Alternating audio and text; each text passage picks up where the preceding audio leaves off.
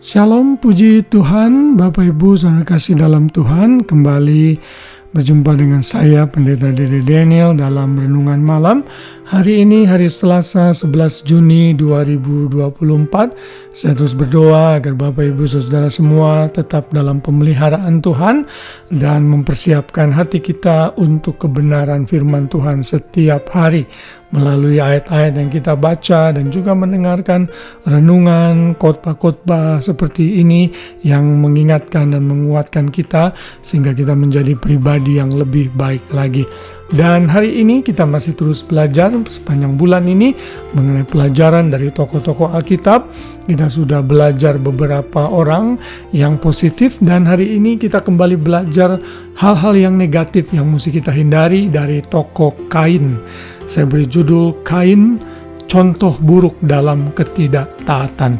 Hari ini diambil dari kitab Yudas pasal 1 ayat yang ke-11 yang berbunyi demikian.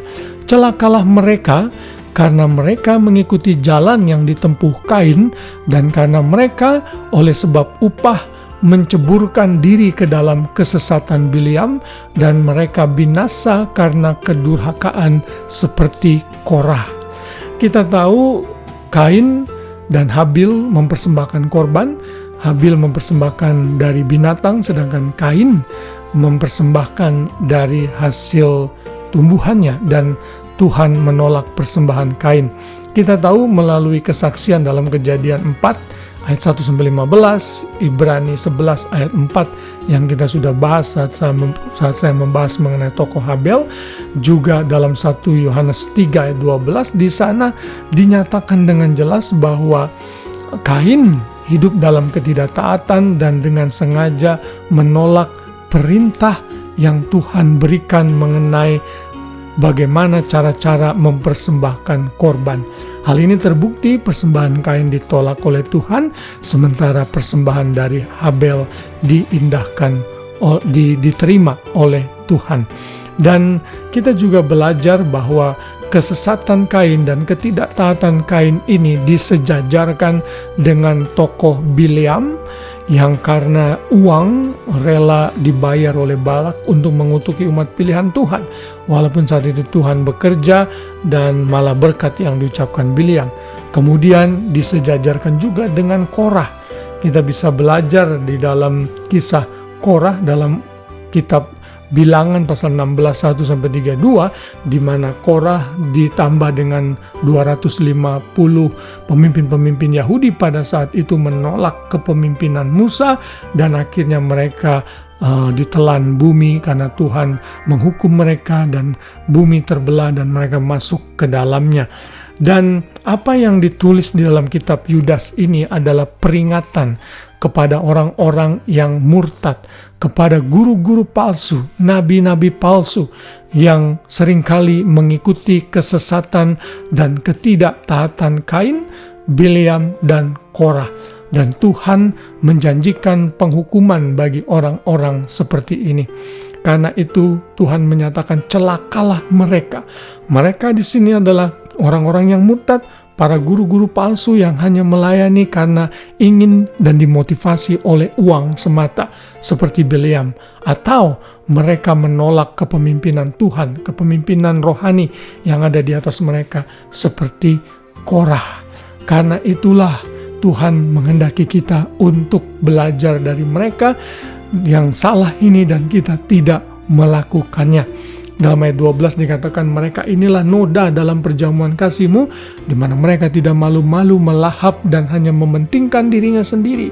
Mereka bagaikan awan yang tak berair, cloud without water, yang berlalu ditiup angin. Mereka bagaikan pohon-pohon yang dalam musim gugur tidak menghasilkan buah, pohon-pohon yang terbantun dan dengan akar-akarnya dan yang mati sama sekali. Jadi itu orang-orang yang seperti ini yang mengikuti teladan Bileam, Korah dan Kain akan hidup dalam kebinasaan. Kiranya kita tidak masuk ke dalam kategori ini. Mari jadi jemaat yang setia, mari jadi hamba Tuhan yang setia dengan memiliki motivasi yang tulus, motivasi yang benar di hadapan Tuhan. Mari kita jadikan Kain contoh yang tidak baik ini untuk tidak mengikuti jejaknya, agar kita sebaliknya hidup dalam ketaatan yang penuh kepada Tuhan. Kalau Tuhan sudah memerintahkan kita untuk melakukan sesuatu dengan cara-cara tertentu, kita harus mengikuti. Jangan seperti Kain yang hanya melakukan apa yang dianggap baik padahal tidak sesuai pola Tuhan. Dalam perjanjian lama, setiap ritual atau perintah itu harus dilakukan dengan exact, benar-benar sesuai pola yang Tuhan mau. Namun di dalam perjanjian baru tentunya Tuhan tidak seperti itu. Tuhan masih memberikan kelonggaran-kelonggaran tertentu. Namun untuk hal-hal yang penting, untuk hal yang utama, kita harus sungguh-sungguh mengikuti Tuhan. Misalnya, pernikahan itu adalah pernikahan lawan jenis, pria dan wanita. Tidak boleh diubah. Ya, itu harus menjadi ketetapan Tuhan. Apa yang Tuhan sudah perintahkan untuk kebaikan kita, dan kita harus lakukan dan taati. Biar pelajaran dari Kain ini mengingatkan kita agar kita tidak jatuh kepada kesesatan, ketidaksehatan, dan kesalahan yang sama seperti Kain, Bileam, dan juga Korah. Selamat malam, selamat beristirahat. Biar renungan firman Tuhan ini mengingatkan kita untuk tetap menjadi pribadi yang lebih baik lagi dengan hidup dalam ketaatan. Kiranya damai sejahtera Kristus memerintah hati kita semua, sehingga kita bisa beristirahat dengan baik, tidur dengan nyenyak, dan besok pagi bangun dengan tubuh, jiwa, raga yang sehat setiap hari. Tuhan memberkati kita semua. Shalom.